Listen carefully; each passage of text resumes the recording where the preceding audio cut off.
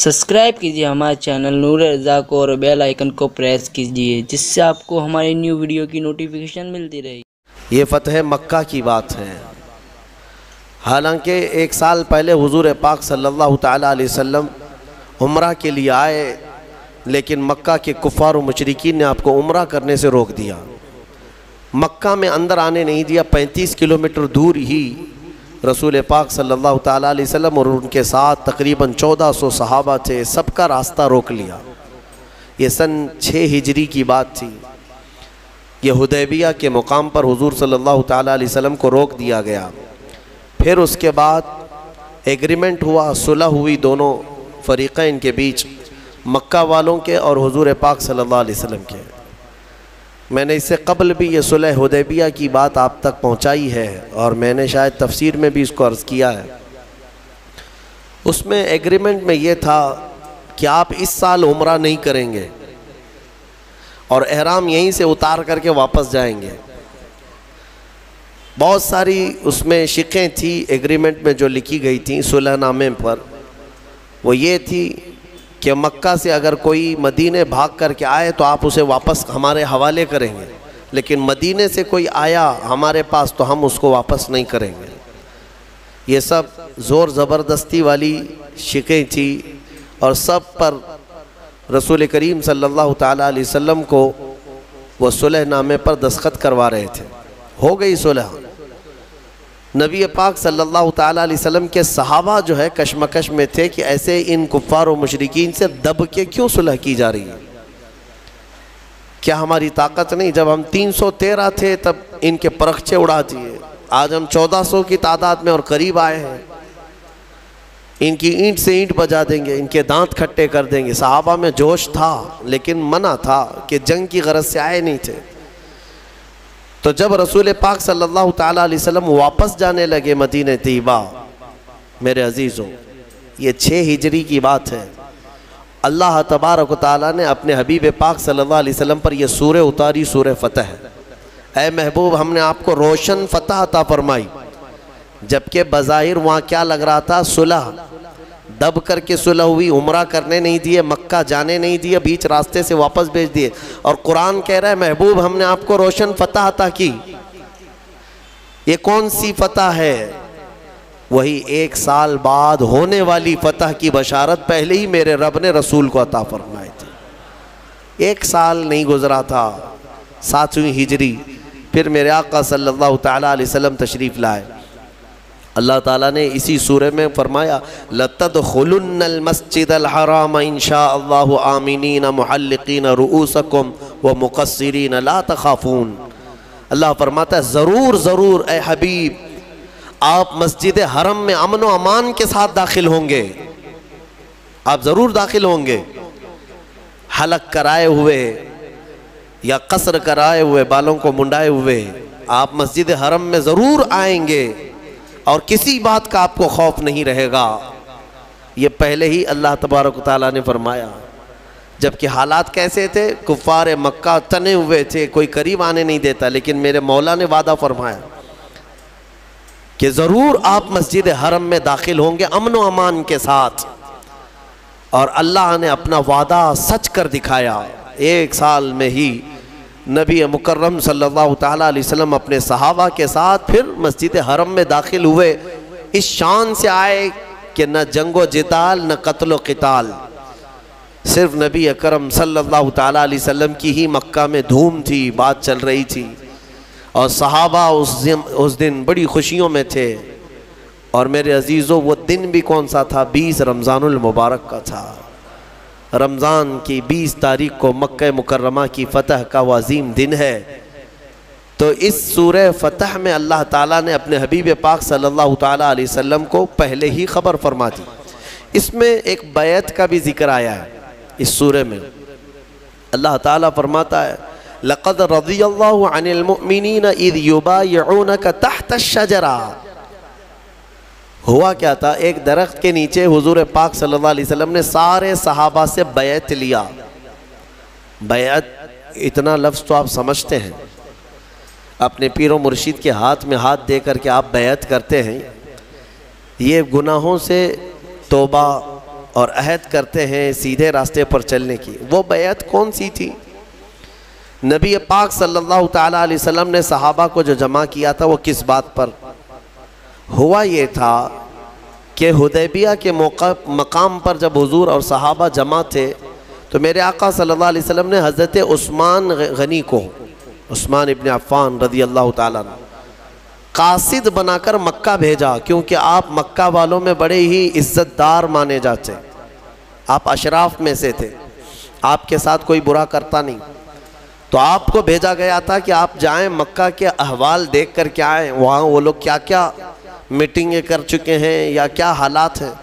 حضرت عثمان غنی بھی احرام کی حالت میں تھے، حضور کے ساتھ آئے ہیں مدینے سے چل کر مکہ تک، حدیبیہ تک۔ حضور کے حکم پر وہ مکہ اکیلے گئے۔ جب مکہ میں داخل ہوئے تو مکہ والوں نے آپ کو نہیں روکا۔ حضرت عثمان کی اپنی ایک عزت تھی، پورے مکہ میں آپ کا ایک اثر و رسوخ بھی تھا، آپ کو کسی نے کچھ نہیں کیا۔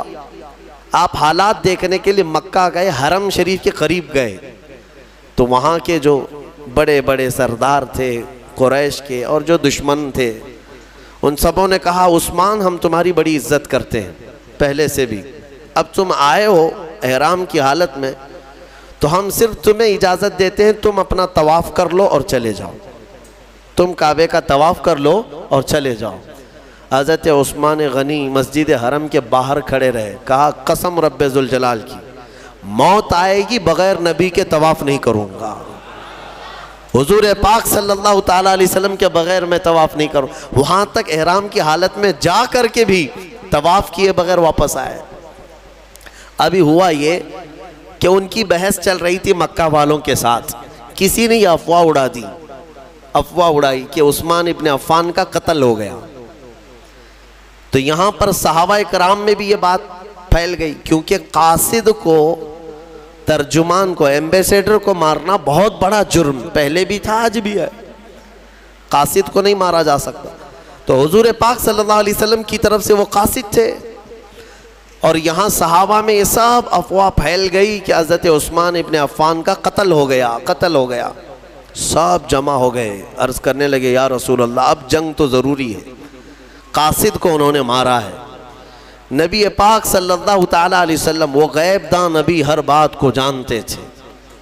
اب صحابہ اکرام میں یہ جو سراسیمگی تھی، بے چینی تھی، اس کے بعد حضور پاک صلی اللہ علیہ وسلم نے سب کو ایک درخت کے نیچے جمع کیا۔ اسی درخت کا ذکر یہ آج کی سورہ میں آیا ہے۔ وہ حدیبیہ کے مقام پر ایک درخت تھا، اس درخت کے نیچے سارے صحابہ کو جمع کیا اور بیعت لیا۔ بیعت لیا کس بات پر؟ سارے صحابہ سے اس بات پر عہد لیا، کیا تم اس بات پر ایمان رکھتے ہو کہ اللہ کے سوا کوئی معبود نہیں اور محمد صلی اللہ علیہ وسلم اللہ کے آخری رسول ہیں، اور تم اسلام پر ہمیشہ ڈٹے رہو گے، جمے رہو گے، چاہے جو بھی مصیبت آئے؟ ان تمام باتوں پر صحابہ کرام نے وہاں پر حضور کے ہاتھ میں ہاتھ دے کر کے بیعت کیا۔ وہ پوری بیعت کو بیعت رضوان کہتے ہیں، بیعت رضوان۔ کیوں؟ رضوان کا مطلب ہوتا ہے رضامندی والی چیز، جس چیز سے راضی ہو جائے اس کو رضوان۔ اب اس بیعت کو بیعت رضوان اس لیے کہتے ہیں کہ قرآن میں اللہ نے اس بیعت کا ذکر فرماتے ہوئے ارشاد فرماتا ہے لَقَدْ رَضِيَ اللَّهُ عَنِ الْمُؤْمِنِينَ إِذْ يُبَايِعُونَكَ تَحْتَ الشَّجَرَةِ، تحقیق کہ اللہ ان مومنوں سے راضی ہو گیا جو درخت کے نیچے آپ کے ہاتھ میں بیعت کر رہے تھے، ان صحابہ سے اللہ راضی ہے۔ تو بیعت رضوان میں جتنے صحابہ تھے ان کی سند آ گئی قرآن میں کہ اللہ ان سے راضی ہے، اللہ ان سب سے راضی، یہ بیعت رضوان کہلاتی۔ اب یہاں پر ایک بات اور بھی بتا دیتا ہوں، حضور پاک صلی اللہ تعالیٰ علیہ وسلم نے سارے صحابہ سے بیعت تو لیا، عثمان غنی نہیں تھے وہاں پر، وہ مکہ میں تھے۔ اب یہاں افواہ تو اڑی تھی کہ عثمان ابن عفان کا کیا ہوا ہے؟ قتل ہو گیا ہے، قتل ہو گیا ہے۔ لیکن سارے صحابہ جب بیعت سے فارغ ہوئے تو سنو میرے آقا صلی اللہ علیہ وسلم کیا فرماتے ہیں، ارشاد فرماتے ہیں یہ میرا ہاتھ اور اپنا بایاں ہاتھ نکال کر فرماتے ہیں یہ عثمان کا ہاتھ، اور عثمان کی طرف سے میں خود اپنے ہاتھ پر بیعت کرتا ہوں۔ اس کا مطلب یہ ہے کہ وہ غیب داں رسول پاک صلی اللہ تعالیٰ علیہ وسلم جانتے تھے کہ عثمان ابن عفان کا قتل نہیں ہوا، وہ عنقریب آنے والے۔ پھر صحابہ نے دیکھا کہ حضرت عثمان غنی صحیح سلامت احرام کی حالت میں واپس آئے۔ پھر اس کے بعد آنے کے بعد پھر انہوں نے حضرت عثمان غنی نے اپنا ہاتھ پھر حضور کے ہاتھ میں دے کر بیعت کیا۔ لیکن یہ فضیلت حضرت عثمان غنی کی ہے کہ حضور پاک صلی اللہ علیہ وسلم نے اپنے بائیں ہاتھ کو عثمان کا ہاتھ قرار دیا، عثمان ابن عفان کا ہاتھ قرار دیا۔ اور حضرت عثمان غنی رضی اللہ تعالیٰ عنہ کے متعلق یہ بات بھی ملتی ہے کہ آپ نے جب رسول کریم صلی اللہ علیہ وسلم کے ہاتھ میں ہاتھ دے کر کے بیعت کیا تو اس کے بعد وہ اپنے ہاتھ کی اتنی حفاظت کرتے تھے کہ پوری زندگی بھر حضرت عثمان غنی نے اس ہاتھ کو کبھی اپنی شرمگاہ کے قریب تک نہیں کیا۔ حالانکہ جائز ہے آدمی کے لیے استنجا حاجات کے لیے اپنے ہاتھوں کا استعمال کر سکتا ہے نہانے دھونے میں، لیکن حضرت عثمان غنی نے اس ہاتھ کو قریب نہیں کیا صرف اس لیے کہ یہ ہاتھ میں نے رسول اللہ کے ہاتھ میں دیا ہے۔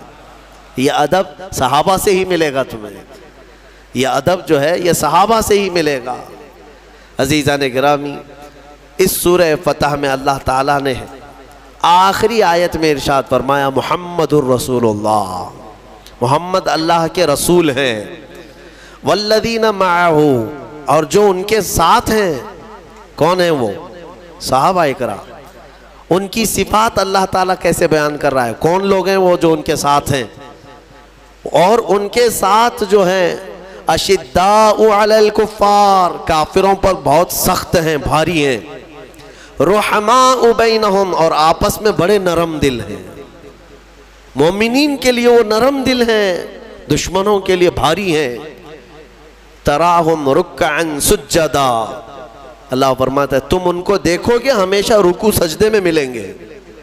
یبتغون فضلا من اللہ ورضوانا، ہمیشہ اللہ کی رضا ڈھونڈتے رہیں گے۔ یہ صحابہ کی اللہ تعالیٰ صفات بیان کر رہا ہے۔ نبی کے ساتھ جو ہیں، بعض مفسرین نے فرمایا اس آیت میں 4 ٹکڑے ہیں۔ محمد الرسول اللہ کے بعد محمد اللہ کے رسول ہیں، اس کے بعد 4 ٹکڑے، والذین معہ ایک ٹکڑا ہو گیا، اشداء علی الکفار دوسرا، رحماء بینہم تیسرا، تراہم رکعا سجدا چوتھا۔ اب کیا ہی بہترین نفیس تفسیر اس کی گئی ہے، فرماتے ہیں والذین معہ کا مطلب ہے اور جو ان کے ساتھ ہیں، اس سے مراد ابو بکر صدیق کی ذات ہے۔ دوسرا ٹکڑا ہے اشداء علی الکفار، کفار پر بہت بھاری ہیں، اس سے مراد عمر ابن خطاب ہے۔ رحماء بینہم، آپس میں بڑے نرم دل ہیں، اس سے مراد عثمان ابن عفان ہے۔ تراہم رکعا سجدا، تم انہیں ہمیشہ رکوع سجدے میں دیکھو گے، اس سے مراد حیدر کرار کی ذات۔ والذین یبتغون فضلا من اللہ ورضوانا، اور فرمایا اللہ، اور وہ ہمیشہ اللہ کی رضا ڈھونڈتے رہتے ہیں، اس سے مراد سارے صحابہ کی ذات ہے۔ سارے صحابہ کو یعنی طبقہ در طبقہ یہاں پر بیان کیا گیا ہے۔ عزیزان گرامی، اس سے میں صرف اتنا ہی کہنا چاہوں گا کہ یہ صحابہ کی صفت ہے کہ وہ دشمنوں پر بھاری تھے، آپس میں نرم دل تھے، لیکن یہاں الٹ نہ دیا گیا ہو، اس کو تبدیل کر دیا گیا ہے۔ یہاں اپنوں پر لوگ بھاری ہو گئے، دوسروں پر نرم ہو گئے بہت۔ ہاں، اپنوں کے لیے سخت لہجہ، سخت تیور، معاف نہ کرنا، اور دوسروں کے ہاں جی حضوری، چاپلوسی، تملق، نہ جانے کیا کیا چیزیں ہیں۔ میرے عزیز و صحابہ کی یہ صفات نہیں تھی۔ صحابہ اکرام رضوان اللہ تعالیٰ علیہ مجمعین میں اللہ کے نبی صلی اللہ علیہ وسلم نے ایسی محبت پیدا فرمائی تھی، ایسی آپس میں محبت پیدا فرمائی۔ قرآن ان کی تعریف میں فرماتا ہے کہ بے شک یہ رسول پاک صلی اللہ تعالیٰ علیہ وسلم کے صحابہ جب صف لگاتے ہیں، اللہ ان سے محبت کرتا ہے، جب یہ صف لگاتے ہیں تو ایسے کھڑے ہوتے ہیں جیسے سیسا پلائی ہوئی دیوار کھڑی ہے، کأنہم بنیان مرصوص، اللہ فرماتا ہے سیسا پلائی ہوئی دیوار کہ اس میں کوئی سوراخ نہیں ہوتا، کوئی توڑ نہیں سکتا سیسے کی دیوار کو. صحابہ اکرام کی صف کو اللہ فرماتا ہے ایسی مضبوط دیوار کی طرح ان کی صفیں ہوتی ہیں. ایسا اتحاد تھا ان کا، ایسی یونیٹی دیکھنے کو نہیں ملے گی.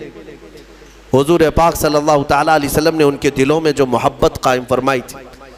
اور میں آپ کو بتاؤں حضرت بلال اور حضرت ابو ذر ان دونوں میں تکرار ہوئی بات بات میں. حضرت ابو ذر نے حضرت بلال کو اتنا کہا کہ ایک کالی ماں کے بیٹے، کیونکہ کالے تھے حضرت بلال، تو کالی عورت کے بیٹے اتنا کہا. حضرت بلال کو یہ بات گراں گزری، حضور کے پاس آئے، کہا یا رسول اللہ صلی اللہ علیہ وسلم مجھے ابو ذر نے اس طرح سے کہا ہے، کالی عورت کے بیٹے. نبی پاک صلی اللہ علیہ وسلم نے ان کو بلایا ابو ذر، اور بلا کر کے کیا فرماتے ہیں کہ یا ابا ذر افیک الجاہلیہ، ابھی تک تمہارے اندر زمانے جہالت کی چیزیں باقی ہیں، ابھی تک زمانے جہالت کی چیزیں باقی ہیں. 3 بار میرے آقا نے فرمایا. اس کے بعد حضور پاک صلی اللہ تعالیٰ علیہ وسلم اپنے جلال کا اظہار کر کے چلے گئے. بس حضرت ابو ذر پر اتنا اثر ہوا، کہتے ہیں یہ کہ تکرار میں بات ہو گئی، لیکن ان صحابہ کا معمول کیا تھا، فوراً اس کے بعد آئے حضرت بلال کا ہاتھ پکڑتے ہیں، کہتے ہیں مجھ سے خطا ہوئی، بات چیت میں نے تم سے زیادتی کر دی، لہٰذا مجھے تم معاف کر دو، معاف کر دو. بار بار وہ حضرت بلال کو پکڑنے لگے. اور اس کے بعد کیا کہتے ہیں پتہ ہے؟ اے بلال، اب میری روح کو اس وقت تک قرار نہیں آئے گا جب تک تم اپنا یہی کالا پیر میرے چہرے پر نہ روند دو. میں نیچے سو جاتا ہوں، تم اپنا پیر میرے چہرے پر رگڑو، میں نے تمہارے ساتھ کیسی زیادتی کی. حضرت بلال نے ان کو اٹھا لیا، سینے سے لگا لیا، کہا پیر کیسے رکھا جا سکتا ہے؟ میرے عزیزو، یہ جو ان کی محبتیں تھی نا یہ معاشرے کی، یہ میرے آقا صلی اللہ تعالیٰ علیہ وسلم کا حسین معاشرہ. یہاں دوسروں کی بات تو چھوڑے، سگے گھر کے اندر نفرتوں کی دیواریں. جب مادہ پرست ہو جاتے ہیں لوگ، دنیا پرست ہو جاتے ہیں، تو یہ محبت ختم ہو جاتی ہے. اس کے سامنے صرف اور صرف اسباب دکھائی دیتے ہیں.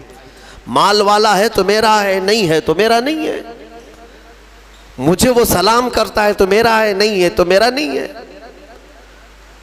ایمان کی اللہ کے حبیب صلی اللہ علیہ وسلم نے ایک صفت یہ بھی بیان فرمائی مومنین کی.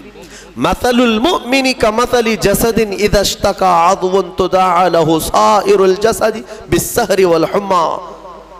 حدیث پاک ہے، حضور صلی اللہ تعالیٰ علیہ وسلم فرماتے ہیں مومنوں کی مثال ایسے ہی ہے جیسے ایک جسم کی طرح. اگر ایک عضو کو تکلیف ہو گئی، جسم کے ایک پارٹ کو تکلیف ہو گئی تو پورا جسم درد کرتا ہے، بخار آ جاتا ہے. ارے ٹھوکر انگوٹھے پر لگ جائے سر درد کرنے لگ جاتا ہے، بخار آ جاتا ہے جسم میں. ایک رونگٹا بھی تمہارا اکھڑ گیا تو دیکھو، ایک پھنسی آ جائے تمہارے چہرے کے اوپر سر درد کرنے لگ جاتا ہے. تو جسم کے سارے پارٹ ایک دوسرے سے جڑے ہوئے ہیں. ٹھوکر پیر کی انگلی کو لگے لیکن درد پورے جسم میں ہوتا ہے. میرے آقا صلی اللہ علیہ وسلم نے فرمایا مومنوں کی مثال یہی ہے. ایک مومن کو تکلیف ہو تو سارے مومنوں کو اس کا درد ہونا چاہیے، بے قراری ہونا چاہیے.